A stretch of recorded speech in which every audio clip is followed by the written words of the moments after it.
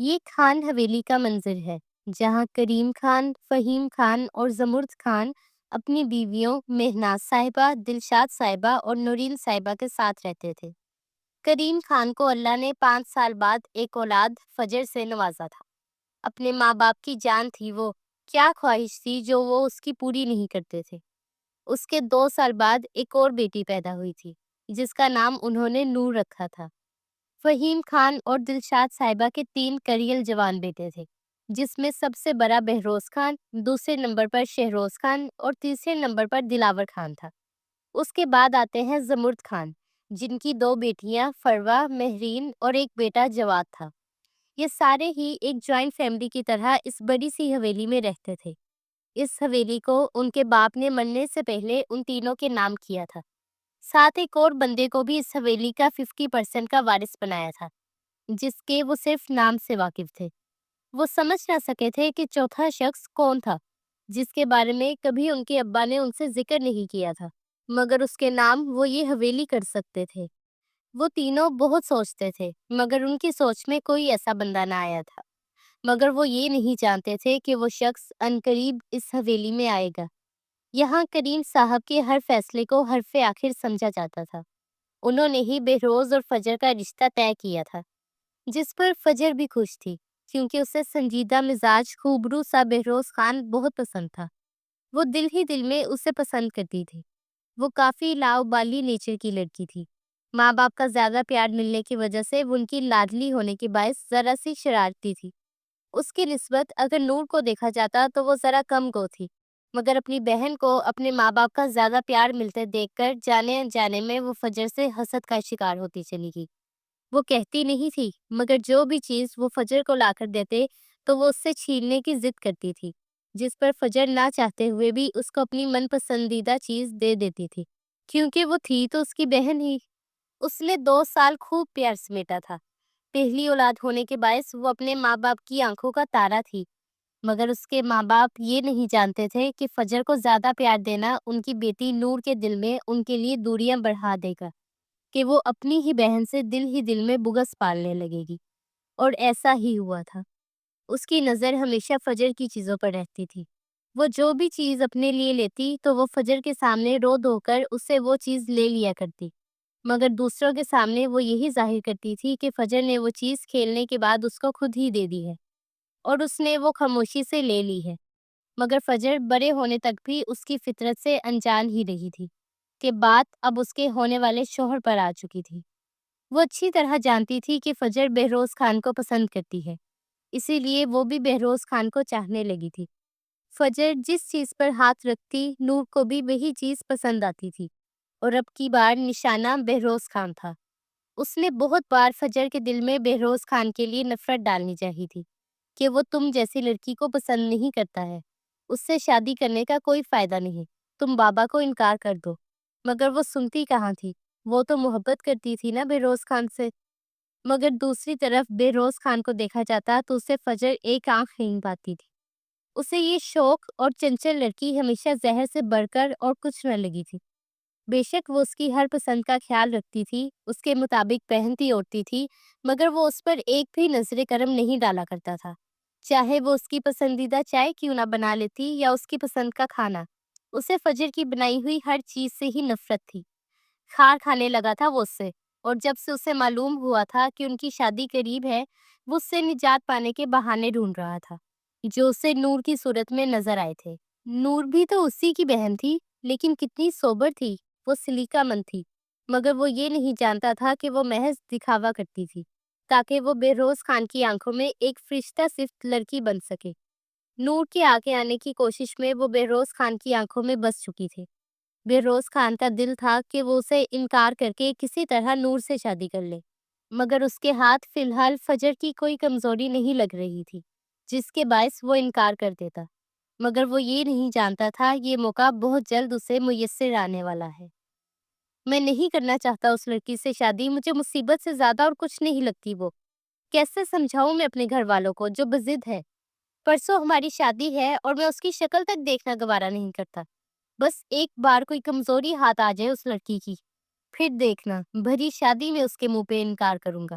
Behroz Khan phone پر اپنے دوست سے بحث میں لگا تھا، جو اسے قائل کرنے کی کوشش کر رہا تھا کہ وہ پیچھے نہیں ہٹ سکتا۔ یقیناً اگر وہ اس طرح کرتا تو اسے اس حویلی سے دربدر کر دیا جاتا۔ اس کی بات باہر سے گزرتے ہوئے نور نے سن لی تھی، جس کے لبوں پر شیطانی مسکراہٹ چھلکی تھی۔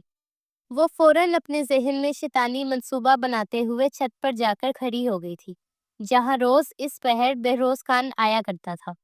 جیسے ہی اس نے قدموں کی آہٹ کی آواز سنی، وہ نکلی آنسو بہانے لگی تھی اور سسکنے لگی تھی۔ بہروز خان جو کھلی ہوا کے لیے اوپر آیا تھا، نور کو وہاں کھڑے روتے دیکھ کر حیران رہ گیا تھا۔ آخر کس کو بتاؤں کہ میں بہروز خان کو پسند کرتی ہوں، ان سے شادی کرنا چاہتی ہوں، یہ محبت میری جان لے لے گی۔ وہ روتے ہوئے خود سے خود کلامی کرتے ہوئے بولی تھی، مگر اس کی آواز اتنی ضرور تھی کہ پیچھے کھڑے بہروز خان تک پہنچ گئی تھی۔ اسے اپنے کانوں پر یقین نہ آیا کہ قسمت بھی اس کا ساتھ دینا چاہتی تھی۔ وہ تیر کی تیزی سے اس تک پہنچا تھا۔ یہ کیا کہہ رہی ہو تم نور؟ اس نے جھٹکے سے نور کو اپنی طرف پلٹتے ہوئے پوچھا تھا، جو اب ششتر نظر آنے کا ناٹک کرنے لگی تھی۔ آپ یہاں؟ وہ خوف کے زیر اثر بولی۔ یہ تم کیا کہہ رہی تھی؟ ابھی دوبارہ بولو۔ وہ بے چینی سے اسے جھنجھوڑ کر بولا تھا، جب وہ سسک پڑی تھی۔ میں آپ سے محبت کرتی ہوں، مگر آپ سے کہنے کی ہمت نہیں کر پائی، کیونکہ میں جانتی تھی کہ میری بہن بھی آپ کو چاہتی ہے۔ آپ کی اس سے شادی ہونے والی ہے، اور اب تو کچھ نہیں ہو سکتا، اس لیے میں نے کبھی آپ سے اپنی محبت کا اقرار نہیں کیا۔ وہ روتے ہوئے بولی تھی، آنکھیں سرخ پڑ رہی تھی۔ اچھی خاصی چٹکیاں کاٹنے کے بعد اس کی آنکھوں میں آنسو آئے تھے، جسے وہ اچھی طرح بہروز خان کے سامنے بہا کر اس کو اپنا گرویدہ کرنا چاہتی تھی۔ پاگل لڑکی، ایک دفعہ تم مجھ سے کہہ کے تو دیکھتی، میں شادی کو کسی نہ کسی طرح روک لیتا۔ تم نے کیوں نہیں کہا مجھ سے پہلے؟ بتاؤ۔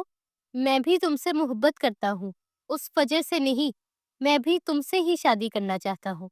وہ بےتاب لہجے میں بولا تھا، جب وہ نفی میں سر ہلا گئی تھی۔ مگر اب تو کچھ نہیں ہو سکتا، آپ کی شادی ہے پرسوں، کیسے روکیں گے آپ اس شادی کو؟ اور بابا کے حکم کو کیسے ٹالیں گے؟ کوئی ان کے حکم کے خلاف جانے کی جرت نہیں کر پایا۔ وہ زور و شور سے روتے ہوئے بولی تھی، جس پر وہ اس کی آنکھوں کو صاف کر گیا تھا۔ اس سے آگے جانے کی وہ جرت اور حق دونوں ہی نہیں رکھتا تھا۔ تم فکر مت کرو، بس ایک دفعہ مجھے پتہ چل جائے فجر کی کمزوری، پھر میں سب کچھ سنبھال لوں گا۔ وہ مٹھیاں بھیجتے ہوئے بولا تھا۔ اس طرح کی کیفیت میں اس کا بس نہیں چل رہا تھا کہ فجر کو ان سب کی زندگی سے غائب کر دیتا، تبھی تو ان کی زندگی میں خوشیاں آتی۔ ایک بات ہے جو فجر کی کوئی نہیں جانتا سوائے میرے۔ فجر خود بھی نہیں جانتی کہ مجھے اس بات کا پتہ ہے۔ وہ خوف سے ڈرنے کا ناٹک کرتے ہوئے بولی، جس پر وہ فوراً چوکس ہوا تھا۔ بتاؤ مجھے کیا بات ہے؟ وہ فوراً نفی میں سر ہلا گئی تھی۔ لیکن میں یہ بات کسی کو نہیں بتا سکتی، وہ بار بار نام میں سر ہلاتے بولی جب وہ اسے جھنجھوڑ گیا تھا۔ کیا تمہیں مجھ سے محبت نہیں ہے؟ کیا مجھ سے شادی نہیں کرنا چاہتی؟ اگر تم مجھ سے شادی کرنا چاہتی ہو تو فوراً بتاؤ مجھے، تبھی میں کوئی حل نکال پاؤں گا۔ اس کی بات پر وہ خوف سے کپ کپاتے ہوئے لبوں سمیت بولی تھی، فجر روز رات کو کسی سے بات کرتی ہے، پتہ نہیں وہ کون ہے، مگر میں اچھی طرح جانتی ہوں کہ کوئی ہے جس سے وہ ٹائم پاس کرتی ہے۔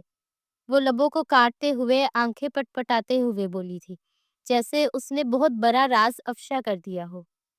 کیا مطلب؟ کیا تمہیں یقین ہے اس بات کا؟ وہ بے یقینی سے بولا تھا۔ فجر جتنی بھی لاؤبالی اور شوخی تھی، مگر اس سے اس قدم کی امید تو بہروز خان کو بھی نہیں تھی۔ وہ بے یقین ہی تو رہ گیا تھا کہ اس کی اتنی پارسا دکھنے والی کزن اندر سے ایسی ہے۔ وہ سوچ نہ سکا تھا۔ اس کی بات پر نون نے اس بات میں سر ہلایا تھا۔ میں سچ کہہ رہی ہوں، اور یقیناً وہ مہندی والے روز اس سے ملنے آنے والا ہے، یہی سنا تھا میں نے۔ وہ اس کو یقین دلاتے ہوئے بولی تھی، جس پر وہ دور ہو کر کھڑا ہو گیا تھا اور تیزی سے ادھر ادھر ٹہلنے لگا تھا۔ ایسا کیسے ہو سکتا ہے؟ وہ لڑکی اتنا بھرا دھوکہ کیسے دے سکتی ہے مجھے؟ مجھ سے شادی کرنے والی تھی اور محبت کی پینگیں کسی اور سے بڑھا رہی تھی۔ اس لڑکی کو تو میں چھوڑوں گا نہیں۔ وہ غصے سے اپنے بال دبوچتے ہوئے بولا تھا، جس پر وہ اس کا ہاتھ تھام گئی تھی۔ آپ پلیز ٹینشن نہ لیں، آپ کو ٹینشن میں نہیں دیکھ سکتی میں۔ وہ اس کے ہاتھ پر نرمی سے اپنا ہاتھ رکھتے ہوئے اس کو اپنے نرم لہجے سے اپنی طرف مائل کرنے لگی تھی، جس پر وہ اسے دیکھ کر رہ گیا تھا۔ ایک یہ لڑکی تھی جو اسے ذرا سی بھی ٹینشن میں برداشت نہیں کر سکتی تھی، اور ایک وہ لڑکی تھی جس نے ایک عاشق پال رکھا تھا۔ یہ سوچ کر ہی اس کا خون غصے سے ابل رہا تھا۔ اب دیکھو فجر، میں تمہارے ساتھ کرتا کیا ہوں۔ پہلے میں ثبوت اکٹھا کروں گا، اور پھر شادی کے روز تمہیں کسی کو منہ دکھانے کے قابل نہیں چھوڑوں گا۔ وہ زہر کھنت لہجے میں بولا تھا، جس پر نور کے چہرے پر شیطانی ہنسی جھلکی تھی، جو بہروز خان کی آنکھوں سے مخفی رہ گئی تھی۔ نور نے صاف جھوٹ کہا تھا۔ ایسا کوئی شخص نہیں تھا جسے فجر چاہتی تھی۔ وہ تو صرف اور صرف بہروز خان کے لیے پاگل تھی۔ مگر نور نے اپنے منصوبے کے تحت ایک آدمی کو پیسے دے کر مہندی کے روز اس کے کمرے میں بلوایا تھا۔ جب سارے نیچے مصروف ہوتے تو یقیناً وہ اس کو اس کے کمرے میں بھیجتی۔ بہروز خان خود تو اس کے کمرے میں جا نہیں سکتا تھا، اس لیے اس نے نور کی ڈیوٹی لگائی تھی کہ وہ کچھ تصاویر کھینچ لے اور اسے بھیجے تاکہ وہ شادی والے دن سب کو دکھا سکے۔ نور کے لیے تو یہ اور بھی آسانی کی بات تھی کہ وہ خود وہاں کمرے میں موجود نہ ہوگا، بلکہ اس پر یقین کرے گا۔ وہ نہ بھی کہتا تب بھی وہ اس کی غلط تصاویر کھینچنے کا ارادہ رکھتی تھی، کیونکہ ایک اسی طرح سے بہروز اور فجر الگ ہو سکتے تھے، اور پھر وہ بہروز کی ہو جاتی، ہمیشہ ہمیشہ کے لیے۔ یہ سوچ کر ہی اس کی آنکھیں چمک اٹھی تھی۔ آج مہندی تھی۔ پوری حویلی کو پیلے اور سفید پھولوں سے سجایا گیا تھا۔ ہر کوئی خوشی سے یہاں وہاں گھوم رہا تھا۔ جب فجر کو اس کے ساتھ لا کر بٹھایا گیا تھا، اس کے ساتھ بیٹھتے ہی بہروز خان کے منہ پر ناگواری چھا گئی تھی، ایک ایسی کرواہٹ جو فجر نے بھی اس کے ساتھ بیٹھ کر محسوس کی تھی۔ اس کی ذرا سی کوہنی بہروز خان کے ساتھ ٹچ ہوئی تو وہ جیسے انگارے چبائے ہی بیٹھا تھا۔ تھوڑا دور ہو کر بیٹھو مجھ سے، ابھی ہماری شادی نہیں ہوئی جو تم اتنا چپک چپک کر میرے ساتھ بیٹھ رہی ہو۔ وہ اس کے کان میں جھکتے ہوئے بولا تھا، جبکہ وہ حیرت سے اس کی طرف دیکھنے لگی تھی۔ اس نے جان بوجھ کر تو یہ نہیں کیا تھا۔ کیا وہ اس کے ساتھ جڑ کر تو نہیں بیٹھی تھی جو وہ اس سے اس طرح غصے سے بات کر رہا تھا؟ پل بھر میں اس کی آنکھیں نم ہوئی تھی۔ اس کٹھور اور سخت لہجے پر وہ اپنے لب کاٹ کر رہ گئی تھی۔ اس کی خوشی پل بھر میں غارت ہو چکی تھی۔ آنکھیں آنسوؤں سے جھلملا سی گئی تھی۔ کیا کچھ نہ سوچ رکھا تھا کہ آج وہ اتنا انجوائے کرے گی۔ اس کی شادی کا پہلا فنکشن تھا، اور بہروز نے اس کی ساری خوشی کو ملیا میٹ کر کے رکھ دیا تھا۔ اس کے چہرے پر دکھ بھرا تاثر دیکھ کر بہروز کو اندر کمینی سی خوشی محسوس ہوئی تھی۔ اور تڑپو، تم اسی لائق ہو، تمہیں خوش رہنے کا کوئی حق نہیں ہے۔ وہ اس کے چہرے کو اپنی نظروں کے حصار میں لیتے ہوئے سلگتے لہجے میں اپنے دل میں سرگوشی کیے بولا تھا۔ مہندی کا فنکشن جیسے تیسے ختم ہوا تھا۔ رات جیسے ہی وہ اپنے کمرے میں آئی تو اسے کسی کی موجودگی کا احساس ہوا تھا۔ اس نے جھٹکے سے پلٹ کر دیکھا جب ایک لڑکے نے اسے اپنی آغوش میں بھرا تھا۔ جیسے ہی وہ چیخ مارنے لگی، وہ اگلے ہی پل اس کے لبوں پر اپنی لمبی انگلیاں رکھتے اس کا منہ دبوچ گیا تھا۔ شش! خاموش میری رانی، بس کچھ حسین لمحے گزارنے آیا ہوں، جلد ہی چلا جاؤں گا۔ وہ اس کو پوری طرح اپنی آغوش میں لیتے ہوئے بولا تھا۔ اس کی انگلیاں اس کی کمر پر رقص کر رہی تھی، جبکہ وہ جی جان سے مرنے کو ہوئی تھی۔ آخر یہ کون غیر محرم اس کے کمرے میں گھس آیا تھا اور اس کے ساتھ نازیبا حرکات کر رہا تھا؟ وہ چیخنا چاہتی تھی، مگر وہ اس کی چیخیں گھونٹ چکا تھا۔ کھڑکی سے باہر کھڑی نور چہرے پر شاطر مسکراہٹ لیے اس کی کھٹاکھٹ تصویریں اتارتی جا رہی تھی۔ اس عیار شخص نے فجر کو اپنے گرد ایسے لپیٹ رکھا تھا جیسے وہ خود اس سے لپٹی ہوئی ہو، جبکہ ایک تصویر میں وہ اس کی گردن پر جھک رہا تھا اور فجر نے اپنی گردن اس سے چھڑوانے کو پیچھے کی تھی، مگر یہ منظر نہایت غلط انداز میں اس تصویر میں کیپچر ہوا تھا۔ ایسی کئی تصاویر وہ اس کی کھینچ چکی تھی، جبکہ وہ ایک دم جھٹکے سے اسے بیڈ پر دھکا دے گیا تھا اور خود کھڑکی سے باہر فرار ہو چکا تھا۔ پیچھے وہ گھٹ گھٹ کر رونے لگی تھی، ٹانگوں میں ذرا بھی جان باقی نہ رہی تھی، آنسوؤں سے چہرہ تر ہو چکا تھا۔ وہ خوف سے اپنے گرد ہاتھ لپیٹ گئی تھی۔ کچھ ہی دیر بعد وہ اندر داخل ہوئی تھی اور اپنی بہن کو یوں روتے ہوئے دیکھ کر ہمدردی کا ناٹک کرنے لگی تھی۔ یہ کیا ہو گیا ہے تمہیں فجر؟ تم ایسے کیوں لیٹی ہو یہاں؟ وہ پریشان بنتی ہوئی اس کے قریب آئی تھی اور اسے اٹھا کر دیکھا تھا، جس کا چہرہ سرخ پڑا تھا، گردن پر خراشوں کے نشان تھے۔ جب وہ اس کے سینے سے لپٹ گئی تھی اور اس کو ایک ایک بات کہہ سنائی تھی۔ میں نہیں جانتی نور وہ کون تھا، اور اس نے میرے ساتھ یہ حرکت کیوں کی، اور میں کس کو کیا بتاؤں گی؟ وہ خوف کے زیر اثر اس سے بولی تھی۔ جب نون نے عیاری سے معصوم بنتے ہوئے اسے سمجھایا تھا۔ اس بات کو کسی کے بھی سامنے کرنے کی ضرورت نہیں ہے فجر۔ اگر تم نے غلطی سے بھی اس بات کا ذکر کسی سے بھی کیا تو بہروز خان غصے میں آ جائے گا اور شادی سے انکار کر دے گا۔ تمہیں تو پتہ ہی ہے وہ آج کل کتنے غصے میں گھوم رہے ہیں۔ اس کی بات پر وہ ڈر گئی تھی کہ کہیں بہروز واقعی اس بات کو انا کا مسئلہ بنا کر شادی سے انکار نہ کر دے۔ وہ پوری رات سسکتی رہی تھی، آنے والی آزمائش سے انجان کہ آگے جا کے اس کی بہن اس کے ہونے والے شوہر کے ساتھ مل کر اسے کتنا بڑا دھوکہ دینے والی ہے۔ شادی کی تیاریاں پوری ہو چکی تھی۔ اس کی شادی حویلی میں ہی رکھی گئی تھی۔ حویلی بھرپور طریقے سے سجائی گئی تھی کیونکہ دونوں بچے حویلی کے ہی تھے۔ بہت سے لوگوں کو بلایا تھا، یہاں تک کہ پاس کے گاؤں سے بھی کافی بڑے لوگ آئے تھے۔ حویلی اس وقت کافی بھری ہوئی تھی۔ ان دونوں کے لیے حویلی کے وسیع لاؤنج میں ایک بڑا سا پھولوں کا پردہ لگایا گیا تھا جس کے اطراف بیٹھ کر نکاح ہونا تھا۔ وہ سرخ عروسی لباس میں پور پور سجی آج صرف بہروز خان کی دلہن بننے کو تیار تھی۔ اپنی آنکھوں سے اپنے روپ کو دیکھ کر اس نے نظر اتاری تھی، مگر وہ نہیں جانتی تھی کہ آج اس کی قسمت کتنی بری طرح پلٹنے والی ہے۔ اسے تیار کروا کر نیچے لایا گیا تھا۔ بہروز خان سفید شیروانی پہنے پہلے ہی نیچے موجود تھا، پردے کے اس پار۔ پردے کے دوسری طرف اس کو بھی نکاح کے لیے لا کر بٹھایا گیا تھا۔ مولوی صاحب نے جیسے ہی اس سے اجازت چاہی تو اس نے 3 بار قبول ہے کہتے خود کو بہروز خان کے نام کر دیا تھا۔ جب یہی الفاظ بہروز خان کے آگے دہرائے گئے تو اس کے لفظوں نے سب کو شوق کے عالم میں مبتلا کر دیا تھا۔ بہروز خان والفہیم خان، کیا آپ کو فجر کریم خان سے نکاح قبول ہے؟ نہیں، مجھے قبول نہیں ہے۔ اس کی آواز تھی یا موت کی پکار۔ اسے لگا وہ اگلا سانس نہیں لے پائے گی۔ کیا دماغ خراب ہو گیا ہے تمہارا لڑکے؟ یہ کیسی باتیں کر رہے ہو؟ کریم صاحب آگے آتے ہوئے چلائے تھے جب وہ تن کر ان کے سامنے کھڑا ہوا تھا۔ ہاں، میں آپ کی بیٹی سے نکاح نہیں کروں گا، نہ ہی کبھی اس سے شادی کروں گا۔ مجھے ایسی عورت اپنے نکاح میں قبول نہیں ہے۔ وہ کرکس لہجے میں بولا تھا جب وہ دو بدو بولے تھے۔ آخر کہنا کیا چاہتے ہو تم؟ ایسی لڑکی سے کیا مراد ہے؟ کیا کیا ہے میری بیٹی نے جو تم اس پر اس طرح بدنامی کا دھبا لگا رہے ہو؟ وہ اس کی آنکھوں میں آنکھیں ڈالتے ہوئے گڑاتے ہوئے لہجے میں بولے تھے جب وہ تمسخرانہ ہنسی ہنستے ہوئے بولا تھا۔ آپ کی بیٹی نے عاشق پال رکھا ہے، کیا آپ کو نہیں بتایا اس نے؟ وہ گردن ترچھی کرتے ہوئے اس کی عزت کے پرکھچے اڑاتے ہوئے بولا تھا، جس پر وہ بے یقینی سے اسے دیکھنے لگے تھے۔ ہوش میں ہو تم؟ یہ کیا بکواس ہے؟ کیا کہہ رہے ہو تم بہروز؟ اس کے والد اس کے قریب آتے ہوئے اسے جھنجھوڑ کر بولے تھے جب وہ ان کا ہاتھ جھٹک گیا تھا۔ اگر آپ کو مجھ پر یقین نہیں ہے تو یہ دیکھیں۔ اس نے اپنی جیب سے تصاویر نکالتے ہوئے کہا تھا اور ان کی ہتھیلی پر رکھی تھی جب وہ بے یقینی سے ان تصاویر کو دیکھنے لگے تھے۔ یہ جھوٹ ہے، ایسا نہیں ہو سکتا، میری بیٹی ایسے نہیں کر سکتی۔ وہ بے یقینی کے احساس تلے بولے تھے اور پیچھے کرسی پر ڈھہ گئے تھے جب وہ چہرے پر طنز لیے ان سے مخاطب ہوا تھا۔ اگر آپ کو یقین نہیں ہے تو پوچھیے اپنی بیٹی سے۔ وہ طنز کے نشتروں کا رخ عین فجر کی طرف کرتے بولا تھا جس پر وہ سسکتی ہوئی ان کے پاؤں میں آ گری تھی۔ نہیں بابا، یہ جھوٹ ہے، میں نے ایسا کچھ نہیں کیا، میرا یقین کرے۔ مجھے ہاں یا نہ میں جواب چاہیے فجر۔ کیا یہ لڑکا کل تمہارے کمرے میں آیا تھا یا نہیں آیا تھا؟ وہ اسے غصے سے دیکھتے ہوئے بولے جس پر وہ نفی میں سر ہلا رہی تھی۔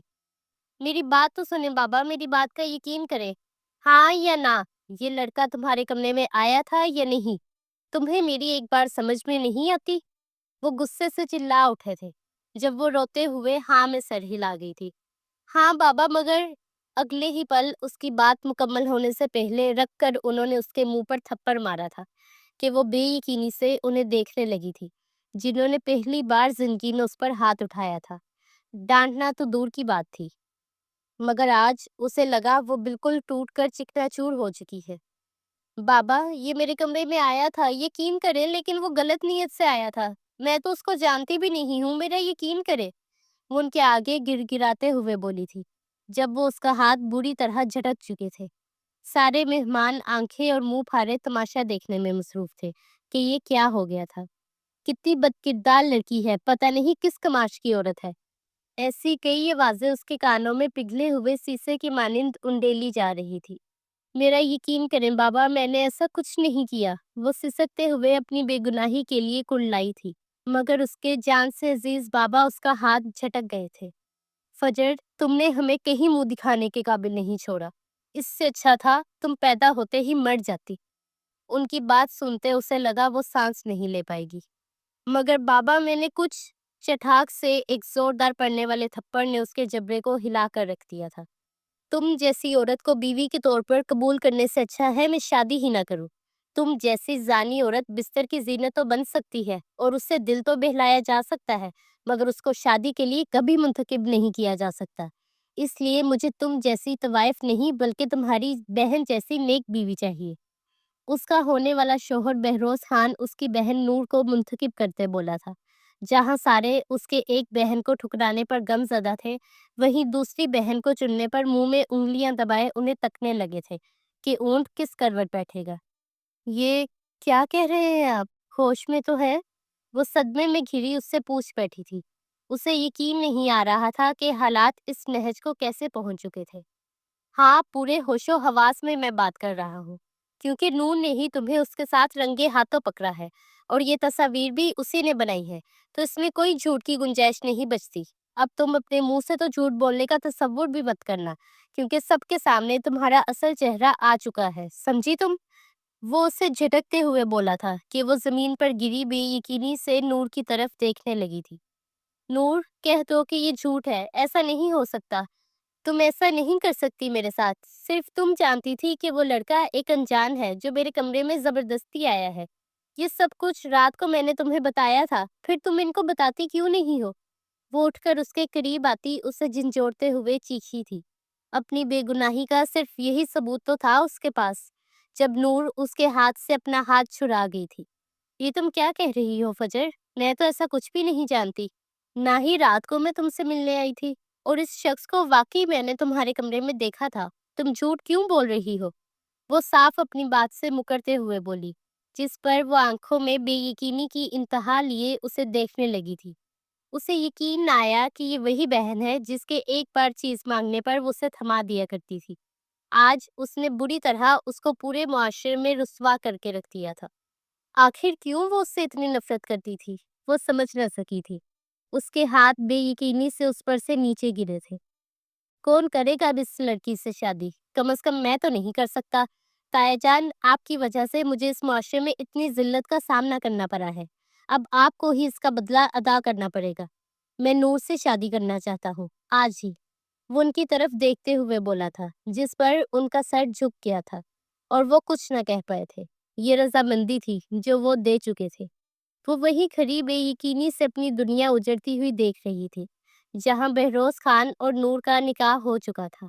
بہروز خان کے چہرے پر جو خوشی تھی وہ اس نے کبھی بھی زندگی میں اپنے ساتھ منسوب ہونے پر نہ دیکھی تھی۔ وہی حال نور کا بھی تھا، مگر اس کی چکنا چور ہوئی ذات کا کیا؟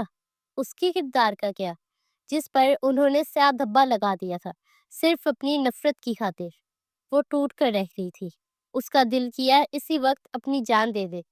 وہ وہاں بے جان سی کھڑی تھی جب بہروز خان نفرت سے اٹھتے ہوئے اس کے پاس آیا تھا۔ میرا نہیں خیال کہ تمہیں اب تک یہاں موجود ہونا چاہیے۔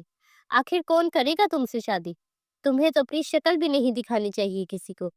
وہ نفرت سے ایک ایک لفظ اس کی صورت کی طرف دیکھتے ہوئے بولا تھا، جب وہ زخمی نگاہوں سے اسے دیکھنے لگی تھی۔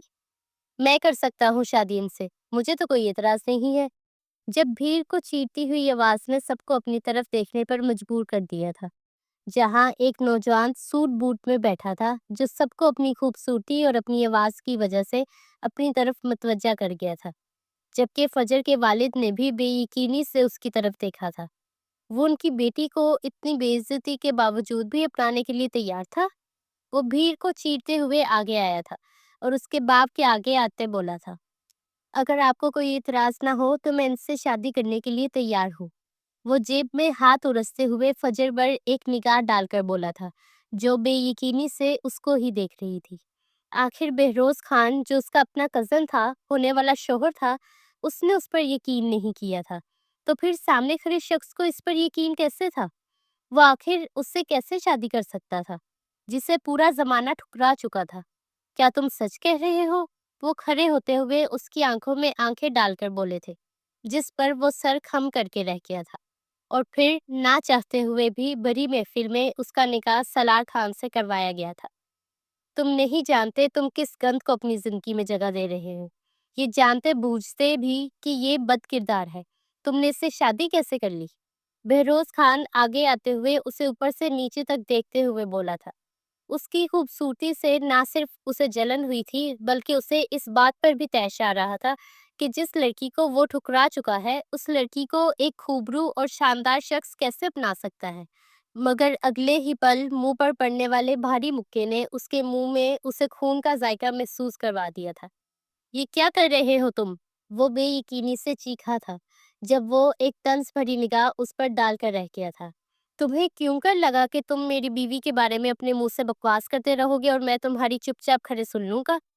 पहले तो इस लड़की पर मेरा कोई हक नहीं था, मगर अब ये मेरी ज़ौजियत में है, और मैं ऐसे लोगों का मुंह अच्छी तरह तोड़ना जानता हूँ जो अपनी जुबान के आगे कुत्ते बांध लेते हैं। वो उस पर तमस्खर भरी निगाह डालते हुए बोला था, जिस पर बहरोज खान तैश में आते हुए उसके ऊपर लपका था। मगर अगले ही पल वो उसे अच्छी तरह धुनक कर रख चुका था, और बहरोज खान अपनी बिगड़ी हुई शेरवानी में नीचे जमीन पर पड़ा था, जबकि फजर हैरान नजरों से उस अनजान शख्स को, जो हाल ही में उसका शौहर बना था, हैरत भरी निगाहों से देख रही थी। जो उसकी साइड ले रहा था, जो उसके घर वालों ने ना किया था, वो सब वो शख्स कर रहा था जो अभी उसका शौहर बना था।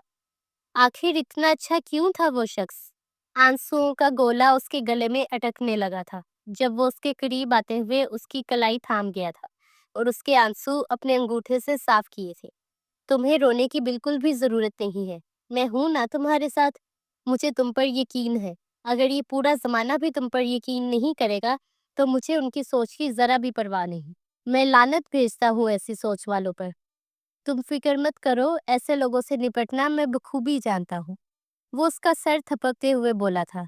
मगर मैंने वाकई में कुछ नहीं किया, मैं बेकसूर हूँ। वो आंसुओं से लबरेज आंखें उठाकर उसकी नीली सुमंदरी आंखों में डालती हुई बोली थी, जहां यकीन पहले ही दिख रहा था। श्श, तुम्हें बताने की कोई जरूरत नहीं है। खुद से ज्यादा भरोसा है मुझे अपने हमसफर पर। ये सुनकर उसके शको शुबहात उसके लबों में ही दम तोड़ चुके थे। चलो बहुत हो गया ड्रामा, अब आप लोग यहाँ से जा सकते हैं। वो मेहमानों की तरफ मुड़ते हुए तालियां बजाते हुए उन्हें निकलने का इशारा करते हुए बोला था, जिस पर अगले ही पल सारे तौबा तौबा करते हुए वहां से निकलने लगे थे, जबकि उन सब के जाने के बाद सिर्फ घर वाले ही बचे थे। जब नूर चीखते हुए बोली थी, बाबा, आप इस शख्स को कैसे बर्दाश्त कर सकते हैं इस हवेली में, जिसने मेरे शोहर पर हाथ उठाया? अभी निकाले इसको यहाँ से। वो बेहरोज के मुंह से खून साफ करते हुए बोली, जिस पर वो तंदही निगाहों से उस लड़की को देखने लगा था, जिसने अपनी बहन को बेइज्जत करके रख दिया था। हाँ भाई साहब, इस लड़की को यहाँ रहने का कोई हक नहीं है। तुम अपनी बीवी को पकड़ो और चलते बनो यहाँ से। फहीम साहब गुस्से से फनकारते हुए बोले, जब वो सोफे पर टांग रख के बैठकर उन सबको गहरी निगाहों से देखने लगा था। उसको यूं सरबराही सोफे पर बैठे देखकर सब मुंह खोले उसे तकने लगे थे। भला वो क्या चाहता था जो यहाँ से जा नहीं रहा था? कि यहाँ से ऐसे नहीं जाएगा, निकलो तुम यहाँ से। नूर आगे आती हुई फजर का हाथ नफरत से थामते हुए उसे झटका देकर घर से बाहर निकालने लगी थी, जब वो नूर से खुद को छुड़वाने की कोशिश कर रही थी। प्लीज बाबा, रोकिए इसे। मगर वो अपने कान बंद कर चुके थे। मगर अगले ही लम्हे सलार ने अपने बंदों को इशारा किया था, जो दरवाजे पर ही खड़े थे। उनमें से दो लेडीज आगे बढ़ी थीं और झटके से नूर को फजर से अलग करते हुए उसे नीचे पटका था, कि नूर की कलाइयां छिल गई थी और चूड़ियां टूटकर उसके हाथों में चुभ गई थी। वो चीखने और चिल्लाने लगी थी, कौन हो तुम लोग? तुम्हारी जुर्रत कैसे हुई इस घर की बेटी पर हाथ उठाने की? वो गजबनाक लहजे में बोली थी, जब वो उसके रंग ढंग देख कर रह गया था। लड़के, अब तुम हद से तजावुज कर रहे हो। अपनी बीवी को लो और यहाँ से चले जाओ। अब ये तुम्हारी बीवी है, हमारा इससे कोई ताल्लुक नहीं है। करीम साहब उसके आगे आकर खड़े होते हुए गुस्से से बोले थे, जब वो तमस्खराना निगाहों से उनको देखने लगा था। और आप यहाँ से मुझे निकालने वाले होते कौन है करीम साहब? वो उनको जालिम निगाहों से देखते हुए एक एक लफ्ज में तंज भरे बोला था, जिस पर वो दांत खींच कर रह गए थे। कि कैसी गुस्ताखी है? تم ہمارے بھائی سے ایسے بات نہیں کر سکتے۔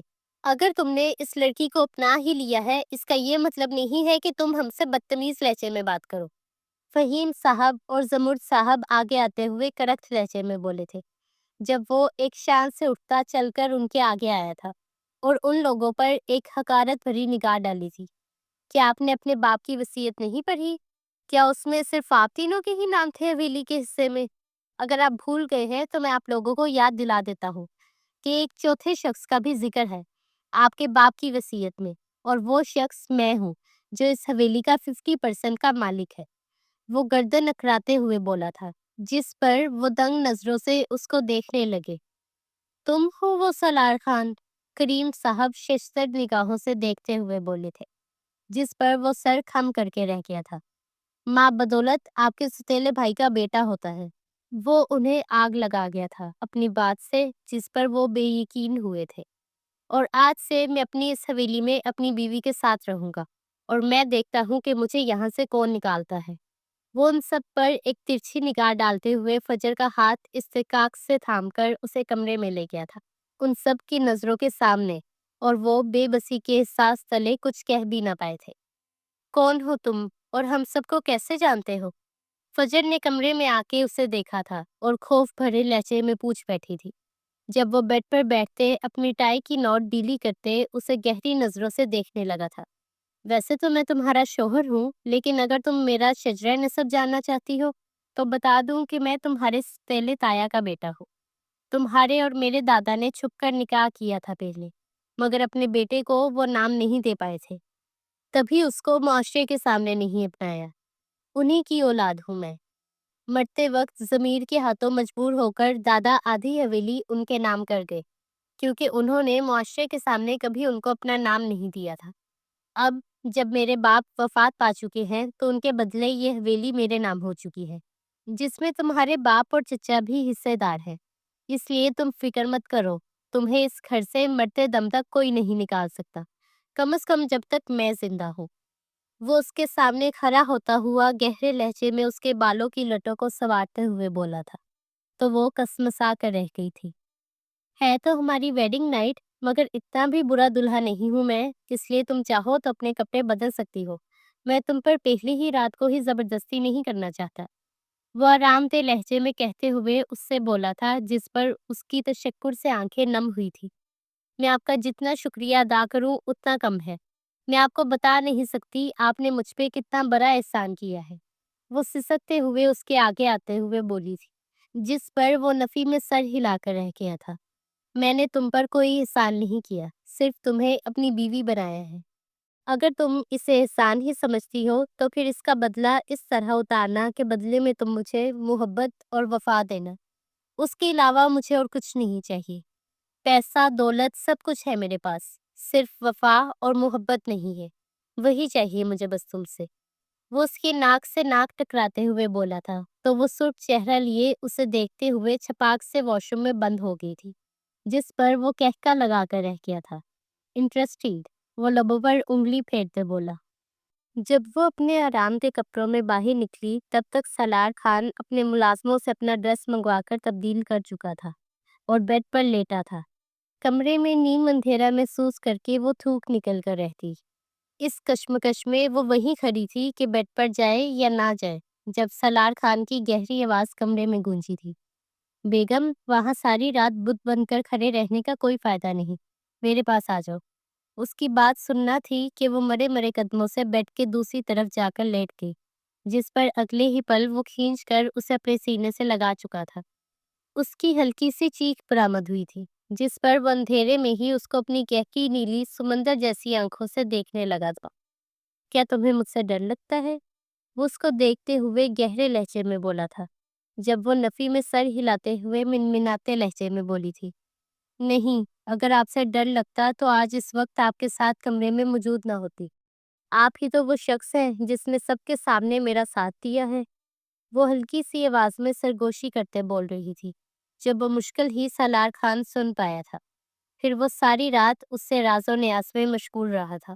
اپنے بچپن سے لے کر اب تک کے سارے قصے وہ اسے سنا چکا تھا، جو ان میں تھوڑی بہت بے تکلفی پیدا کرنے کا سبب بنے تھے۔ جب وہ سو گئی تو سالار خان نے اس پر کمبل دیا اور اس کی آنکھوں اور ماتھے پر لب رکھ گیا۔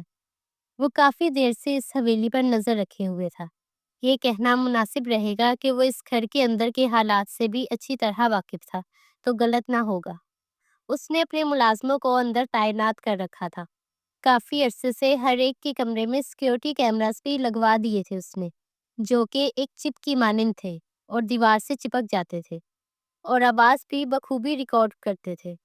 ایسے میں رات بھی وہ ان کی حویلی پر نظر رکھے ہوئے تھا جب اس نے ان کی چھوٹی بیٹی کو ایک لڑکے کو بلواتے دیکھا تھا اور اس لڑکے کا رخ عین بڑی بیٹی کے کمرے کی طرف تھا۔ وہ سمجھ نہ سکا تھا کہ یہ چھوٹی بہن کیا سازش کر رہی ہے، مگر آج جب اس نے یہاں آ کے اپنی آنکھوں سے دیکھا تو وہ اچھی طرح سمجھ چکا تھا اور اس بات کا گواہ تھا کہ وہ لڑکی بالکل بے قصور تھی اور با کردار تھی۔ اس کا اس سے نکاح کرنے کا بالکل بھی ارادہ نہیں تھا، مگر جب اس کی نگاہ اس لڑکی پر پڑی وہ اس سے پہلی نظر کی محبت میں مبتلا ہو گیا۔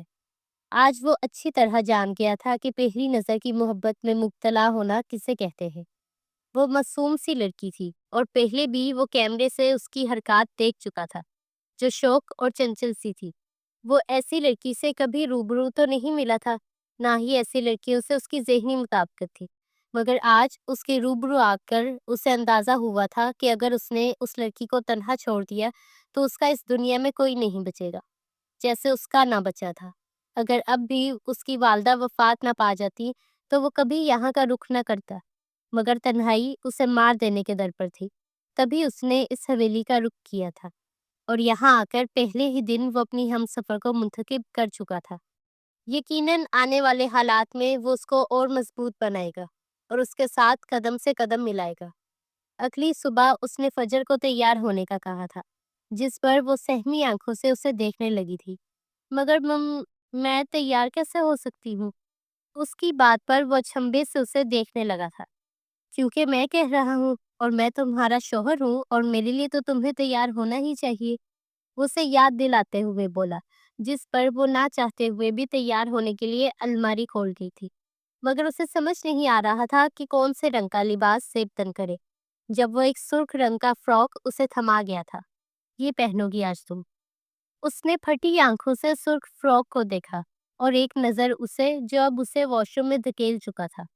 کچھ ہی دیر بعد جب وہ تیار ہو کر آئی تو وہ ڈریسنگ کے سامنے آتا ایک ریڈ کلر کی لپسٹک اس کے ہاتھوں میں تھما گیا تھا۔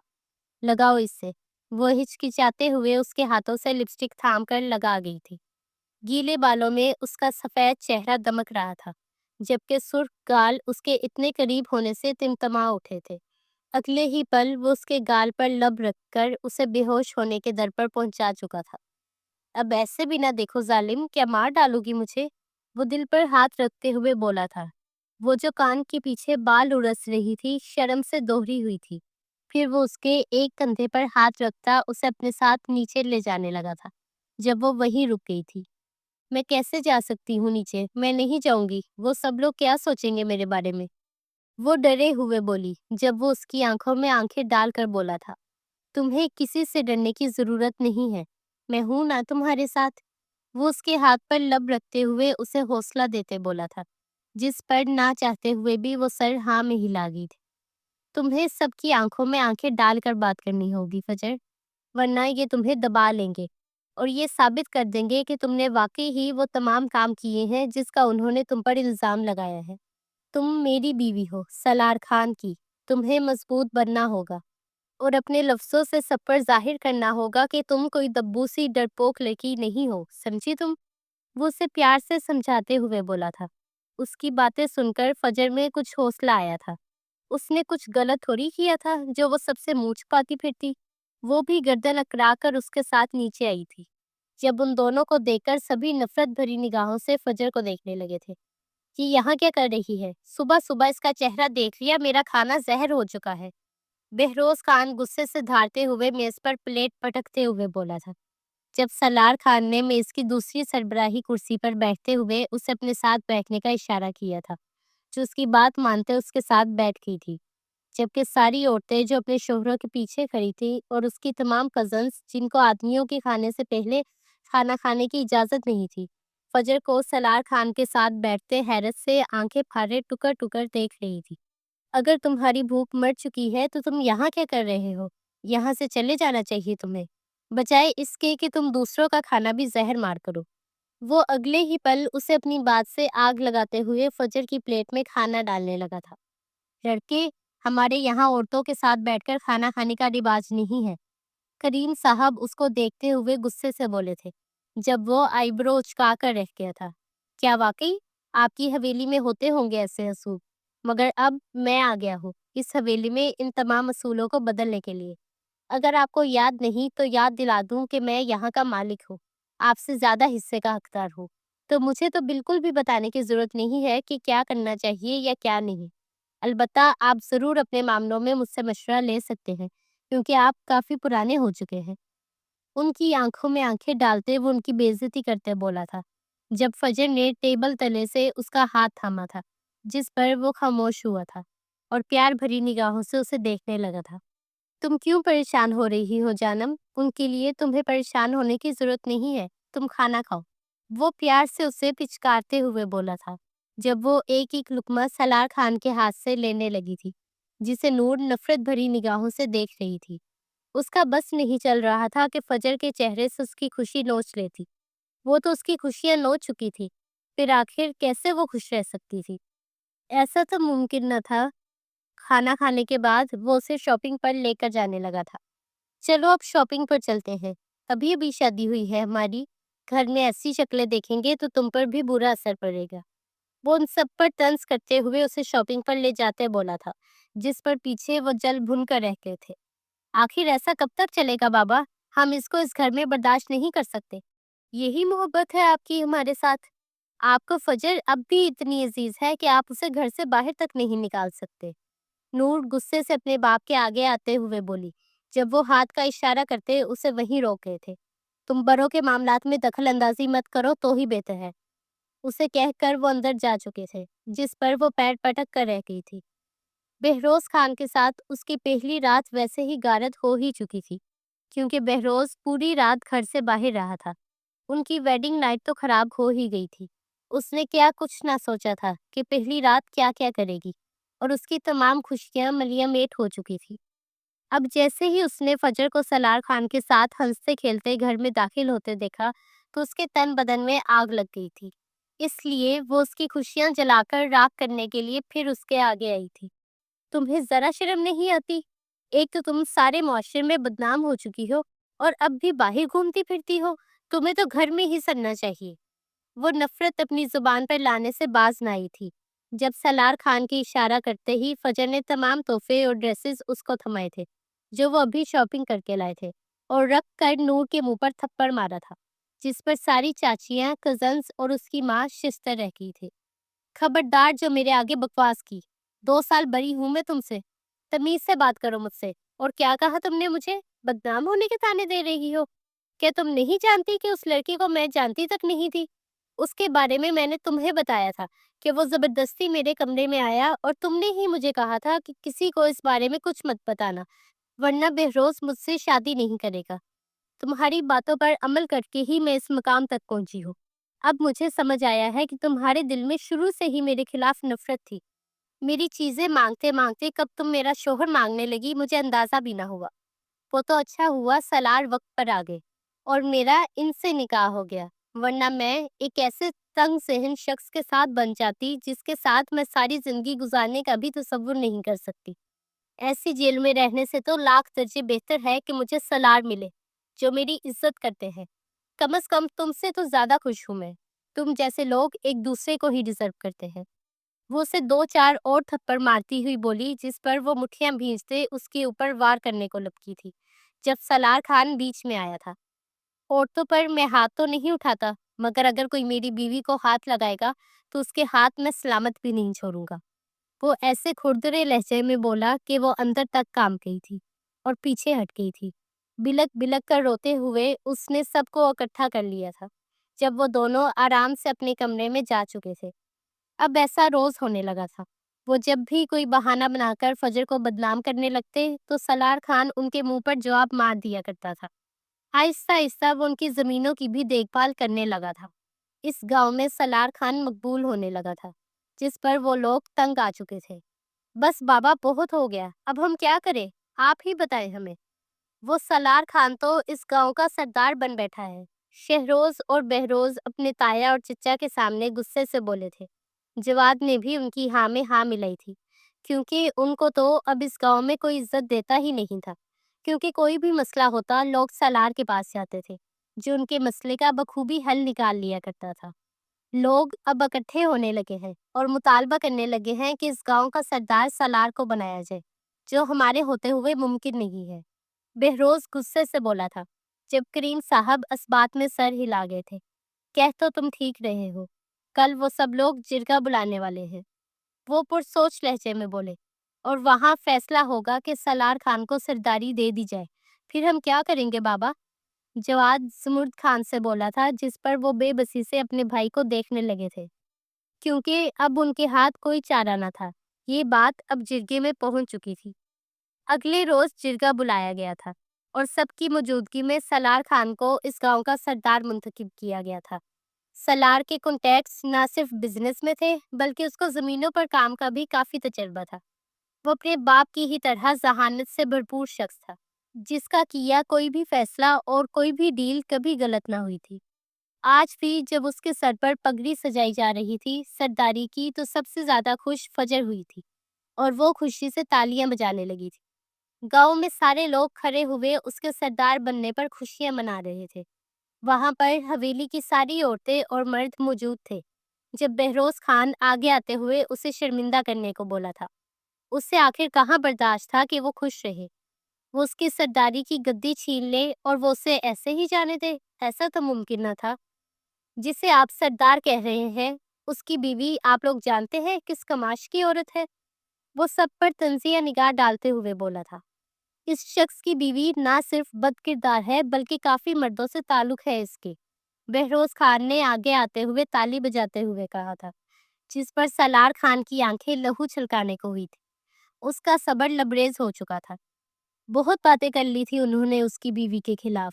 اگلے ہی پل اس نے بندوق تھامی تھی اور ایک گولی مارتے ہوئے اس کے کندھے کو چیر کر رکھ دیا تھا، جب وہ درد سے کراہتے ہوئے نیچے گرا تھا۔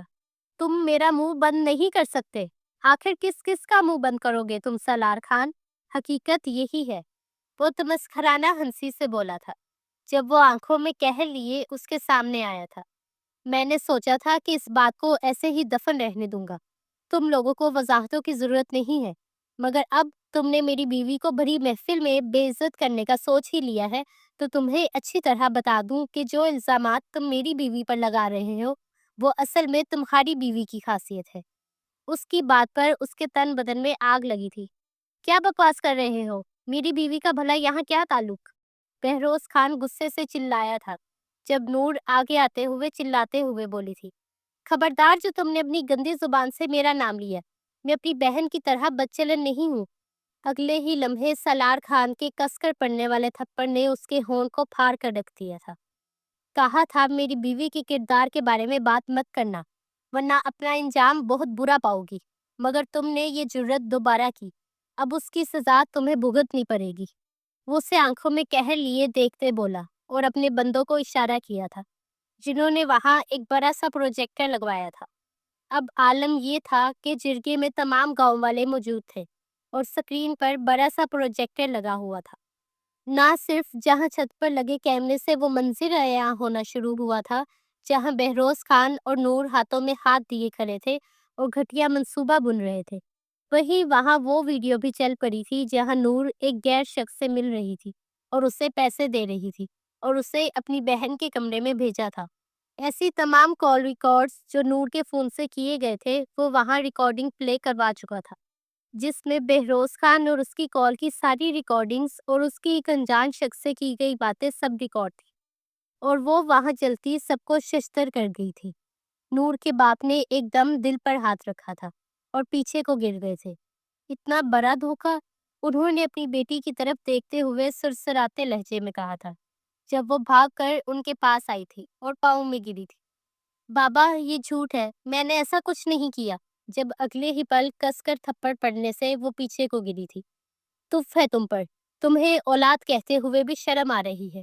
تم نے اپنی بہن کو بدنام کرنا چاہا، اسے ہماری نظروں میں گرانا چاہا۔ تم تو ہماری اولاد کہلانے کے لائق ہی نہیں ہو، نکل جاؤ یہاں سے۔ وہ اس سے رخ موڑ چکے تھے۔ بابا پلیز ایسے نہ کریں، میں کہاں جاؤں گی؟ وہ روتے سسکتے ہوئے بولی تھی اور بہروز کی طرف بھاگی تھی جو اپنے قدم پیچھے لے چکا تھا۔ تم اتنی عیار اور چلاک ہوگی مجھے اندازہ نہ تھا۔ نور، تم نے اپنی بہن پر اتنا گھٹیا الزام کیسے لگایا؟ اگر تمہیں اس سے اتنی ہی نفرت تھی تو ٹھیک تھا۔ نفرت تو میں بھی اس سے کرتا تھا، مگر اسے بدنام کرنے کی کیا ضرورت تھی؟ تم نے اس پر تہمت لگائی۔ بہروز خان اسے دیکھتے ہوئے بولا تھا، جس پر وہ چیخ پڑی تھی۔ ہاں کیا میں نے یہ سب۔ یہ پاگل لڑکی تو تم جیسے شخص سے محبت کرتی تھی، تمہاری محبت کے دم بھرتی تھی یہ۔ میں نے اس کے کان بھرے ہمیشہ کہ تم اس سے محبت نہیں کرتے، مگر اس پاگل لڑکی کو سمجھ ہی نہیں آتا تھا۔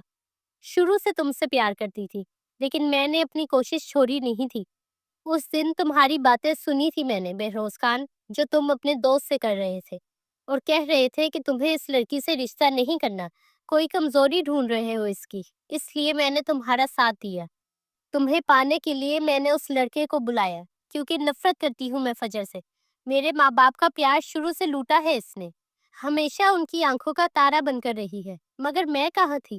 مجھے تو یہ نظر انداز کر گئے تھے، تو پھر میں اس سے انتقام کیوں نہ لیتی؟ وہ چیخ ہی تو پڑی تھی اپنی مظلومیت کے رونے روتے جب سب ہی اسے نفرت اور حقارت سے دیکھنے لگے تھے۔ تم پاگل ہو چکی ہو نور، تم نے اتنا سب کچھ کر کے بھی کچھ نہیں پایا، تم خالی ہاتھ رہ گئی۔ فجر آگے آتے ہوئے اس پر ترہم بھری نگاہیں ڈالتے بولی تھی، جس پر وہ اس کا ہاتھ جھٹک گئی تھی۔ نہیں مانگنی مجھے کسی سے معافی، میں ایسے ہی ٹھیک ہوں، وہ چلا کر بولی تھی، جب اگلے ہی پل سالار خان نے اشارہ کیا تھا اپنے بندوں کو جو اسے زمین پر بٹھا گئے تھے اور اس پر تہمت لگانے کی سزا میں کورے برسانے لگے تھے۔ جب 10 کورے پڑنے کے بعد وہ معافیا مانگنے پر اتر آئی تھی۔ پلیز چھوڑو مجھے، درد ہو رہی ہے مجھے، معاف کر دو فجر، تم تو روکو نا اسے۔ مگر وہ اس کی بات پر منہ موڑ گئی تھی۔ نور نے اسے زمانے میں رسوا کر کے رکھ دیا تھا، پھر وہ کیوں اس سے معافی مانگ رہی تھی؟ ابھی کچھ دیر پہلے تک تو اس کی انا کا گھمنڈ ہی نہیں ٹوٹ رہا تھا، اور اب اس حال کو پہنچ گئی تھی وہ۔ فجر نے ایک آخری نظر اس کو دیکھا اور اپنے شوہر کو اشارہ کیا تھا، جس پر اس نے کورے رکوا دیے تھے۔ مجھے معاف کر دینا فجر، میں ایسا نہیں کرنا چاہتا تھا۔ مجھے تو اندازہ ہی نہیں تھا کہ نور میرے دماغ میں زہر گھول رہی تھی۔ بہروز خان فوراً اس کے آگے آتے ہوئے اس سے معافی مانگتے بولا تھا۔ اسے پتا چلا تھا کہ یہ لڑکی اسے چاہتی ہے، تو کیوں نہ اسے واپس حاصل کیا جاتا۔ بہروز زخمی کندھا لیے اس کو منانے کے لیے بولا، جب وہ اگلے ہی پل اسے تھپڑ رسید کر کے رہ گئی تھی۔ اب تمہاری اتنی اوقات نہیں ہے کہ تم میرے آگے آ کر معافی مانگ سکو۔ تم جیسے مرد کو میں مرد سمجھتی ہی نہیں ہوں، اس لیے آئندہ کبھی میرے آگے آنے کی غلطی مت کرنا۔ نہ میں اتنی رحم دل ہوں کہ تم جیسے شخص کو معاف کر دوں گی۔ میرے لیے میرا شوہر کافی ہے، جس نے مجھ پر اعتبار کیا جب کسی نے مجھ پر اعتبار نہیں کیا، اور نہ ہی مجھے آپ لوگوں کی معافی سے کوئی سروکار ہے۔ اس نے اپنے ماں باپ پر آخری نگاہ ڈالتے ہوئے کہا تھا، اور سالار خان کے پاس چلی گئی تھی، جس نے اس کے اوپر فخر سے اپنی بھوری چادر ڈالی تھی، اور چاروں طرف مبارک ہو کا شور گونج اٹھا تھا۔ سردار کی سردارنی بھی بالکل ویسی ہی تھی، انصاف کرنے والی۔ اتنا سب کچھ ہو گیا، اس بیچ میں ہمارا ہنی مون تو رہ ہی گیا ہے، وہ اس کے کان میں سرگوشی کرتے بولا، جس پر وہ سرخ چہرے سے اسے گھور کر رہ گئی تھی۔ آپ بھی نا، وہ اسے کوہنی رسید کر کے رہ گئی تھی، اور دونوں کھلکھلا کر ہنس دیے تھے۔ اب خوشیاں ان کا مقدر بننے والی تھی۔